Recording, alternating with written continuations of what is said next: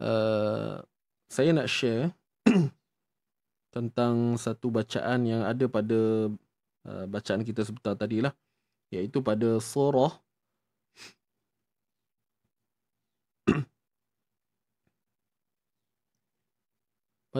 Al-Haqqah tadi. Cuba tuan-puan buka muka surat 567.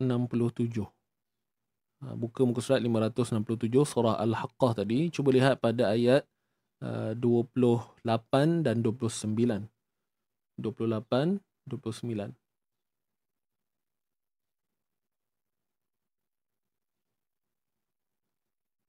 Baik, saya pernah share dah sebelum ni pada Moh Ngaji musim yang keempat sebelum ni kan.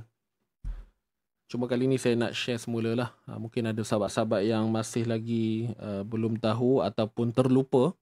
Jadi jom sama-sama kita lihat pada ayat ini, ayat 28 surah Al-Haqqah.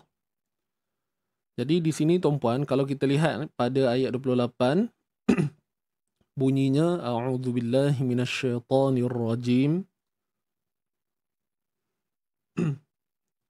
Ma aghna anni maliyah. Baik, jadi kalau kita membuat pilihan untuk waqaf, untuk berhenti, maka kita hanya perlu matikan saja pada huruf ha yang ada kat sinilah. Ada huruf ha kan. Jadi pastikan bunyinya berada pada pangkal kerongkong kita. Ma aghna anni maliyah. Okay, itu cara yang basic lah, yang kebiasaan kita buat. Dan memandangkan di sini juga, di hujung kalimah ini terdapat simbol saktah. Okay, perasan tak ada huruf sin kan di atas huruf ha. Jadi ini adalah simbol saktah. Dan kenapa diletak ataupun ditanda dengan sin tu sendiri? Kerana nak berbalik kepada kalimah saktah tu. Sin, kaf, ta dengan ta marbutah. Saktah. Jadi apa maksud saktah ni? Maksud saktah ni adalah kita berhenti tanpa mengambil nafas. Saya ulang sekali lagi. Saktah ni apa? Berhenti tanpa mengambil nafas.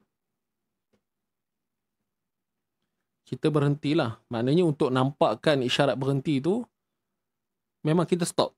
Kita stop dan dengan kadar, kalau dalam kebiasaan buku kitab yang kita baca, disebut dalam kadar 2 harakat. Tempoh kita berhenti itu ataupun senyap itu dalam kadar 2 harakat. Tapi tidak kita mengambil nafas yang baru. Boleh faham Dia berbeza dengan maksud waqaf. Waqaf ni maksudnya berhenti. Berhenti dan mengambil nafas baru. Kan contoh alhamdulillahi rabbil alamin. Kita berhenti kan? Lepas tu ambil nafas baru. Dah ambil nafas baru kita mulakan ayat yang berikutnya. Itu waqaf. Tapi kalau saktah ni dia macam waqaf tadi. Cuma kita tidak mengambil nafas. Okey, saya rasa semua dah faham dah. Jadi saktah ni berhenti tanpa mengambil nafas yang baru. Tanpa mengambil nafas. Okey, jelas kat sini kan? Baik, jadi waktu bila kita nak buat saktah ni? Persoalan dia waktu bila kita nak buat saktah ni? Jawapannya tuan-puan adalah ketika mana kita niat untuk wasal, untuk sambung bacaan. Kita niat untuk sambung bacaan. Contohlah, saya tak nak berhenti pada ayat 28 ni. Saya nak baca dalam keadaan sambung terus 2 ayat. 28 dan juga ayat 29. Halaka anni sultaniyah. Maka bunyinya begini. Saya akan baca ayat 28, sambung dengan ayat 29 dengan saktah. Okey, so macam mana bunyi dia? Ma aghna anni maliyah halaka anni sultaniyah. Dapat? Itu kalau saya niat untuk sambung. Tapi kalau saya memang niat nak berhenti pada ayat 28, bunyinya ma aghna anni maliyah. Pada ketika ini, saya stop bacaan dan saya ambil nafas baru. Ambil nafas. Halaka anni sultaniyah. Okey, jadi ini kaedah yang biasa kita buatlah. Alright. Jadi apa yang kita dapat buat masa ni, setakat apa yang saya ceritakan pada anda adalah sekiranya kita berhenti di sini, memang niat nak berhenti, maka hanya fokus ataupun putuskan suara pada ha ini sahaja. Dan sekiranya nak sambung, bunyinya anni maliyah. Senyap sebentar dalam tempo ataupun kadar 2 harakat tanpa mengambil nafas baru, kemudian terus baca. Saya ulang sekali lagi. Ma aghna anni maliyah. Halaka anni sultaniyah. Itu saktah. Okey. Jadi kita ada pilihan lah. Okey, untuk berhenti macam biasa. Itu lagi mudah lah sebenarnya kan. Berhenti je lah. Tapi kalau kita niat nak sambung untuk kita nakkan pengalaman buat saktah tu, so tak ada masalah, boleh. Alhamdulillah jelas Jadi kalau tuan-puan tanya saya mana yang terbaik, adalah mana yang paling sesuai dengan kita. Itulah jawapan saya. Kan? Dia biasanya kita memang akan berhentilah. Cuma kalau kita nak rasai pengalaman tu, terutamanya bila kita tengah bertalaki dengan guru kan, mestilah kita akan baca beberapa wajah ataupun pilihan yang ada. Maknanya kita berhenti pun kita baca, cara sambung pun kita buat juga kan. Sebab apa? Atas tujuan untuk kita mendapatkan ni lah, kita panggil apa yalah, kita nakkan bacaan kita disemak kan. So sebaiknya kita buatlah yang berhenti, versi yang berhenti, kemudian versi yang bersaktah ni. Kemudian satu lagi saya nak share kepada anda, sebenarnya bukan itu sahaja. Kat sini ada satu lagi wajah bacaan, satu lagi jenis cara bacaan. Kalau kita niat untuk sambung. So, kalau yang tadi saya kata pada tuan-puan, jika kita nak sambung, niat untuk sambung, maka akan berlaku bacaan saktah. Betul tak? Berhenti tanpa mengambil nafas. Okey, itu betul. Itu satu cara bacaan. Ada satu lagi cara, ya. Situasi yang sama, iaitu kita niat untuk sambung ayat 28 dan 29 ni. Jadi untuk cara yang kedua ini, kita boleh baca dengan idgham. Idgham mutamathilain. Idgham mutamathilain. Idgham ni maksudnya apa? Idgham ni maksudnya masuk. Idgham ni maksudnya masuk. Masuk macam mana tu? Kita masukkan huruf pertama pada huruf kedua. Jadi idgham berlaku di mana? Di sini tuan-puan.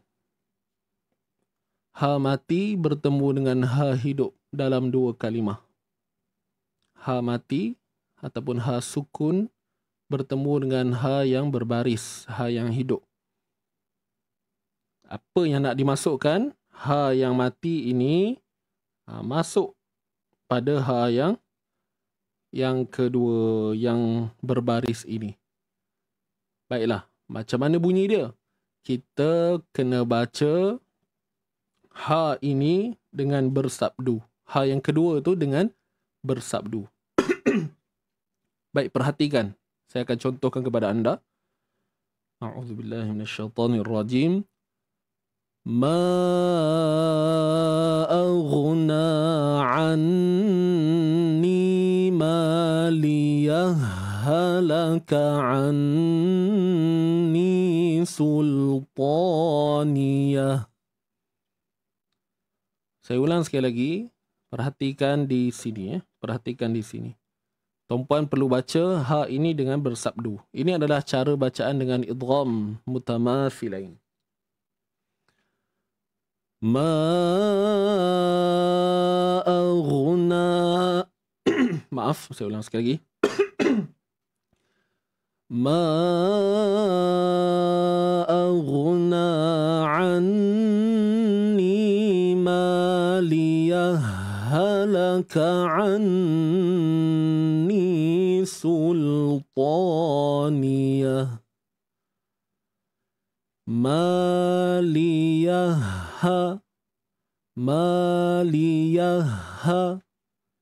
Macam mana tuan-puan lihat pada apa yang saya tulis ni? Macam tu lah baca dia. Seolah-olah begini. Liyaha.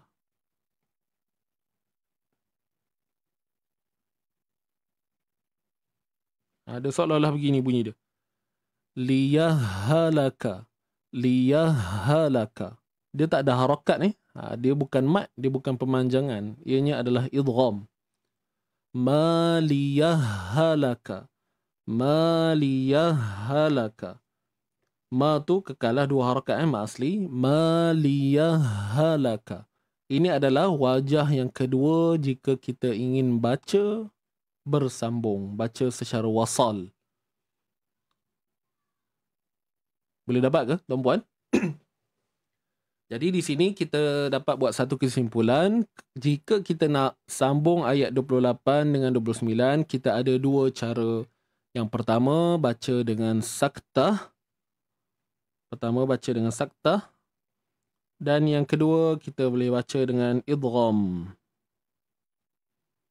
Ni jika kita nak wasal lah. Jika kita nak sambung. Kalau kita wasal, ada dua pilihan. Iaitu saktah ataupun idgham. Jadi kena ingatlah saktah tadi. Maliyah. Maliyah. Halaka anni. Okay. Dan yang kedua, idgham. Maliyah halaka anni sultaniyah. Tapi kalau kita memang tak nak sambung, maka satu wajah sajalah yang secara yang umum kita tahu kan. Ma aghna anni maliyah. Putuskan nafas, ambil nafas baru dan terus bacaan. Halaka anni sultaniyah. Wallahu ta'ala a'lam. Baik, saya harap anda semua jelas dengan apa yang saya kongsikan ini. Mudah kan mengaji?